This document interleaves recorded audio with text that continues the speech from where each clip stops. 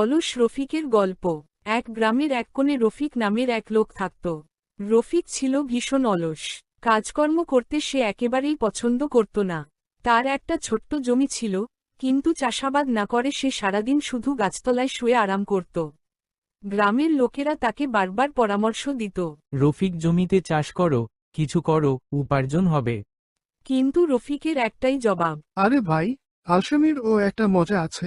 এক বছর গ্রামের সবাই ধান কাটল, ফলমূল বেচে লাভ করল, কিন্তু রফিকের ঘরে কিছুই ছিল না। শীতকাল এলো, ঘরে চাল নেই, কাপড় নেই, টাকা নেই।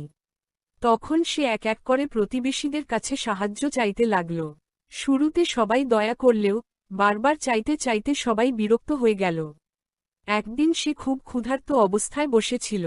একজন বৃদ্ধ কৃষক পাশ দিয়ে যেতে যেতে বললেন, দেখো রফিক, গাছের নিচে শুয়ে শুয়ে পেট ভরবে না, জমিতে ঘাম ঝরাতে হবে, তবেই ফসল মিলবে। এই কথা শুনে রফিকের চোখ খুলে গেল। সে বুঝতে পারল, অলসতা শুধু ক্ষুধা আর লজ্জাই দেয়।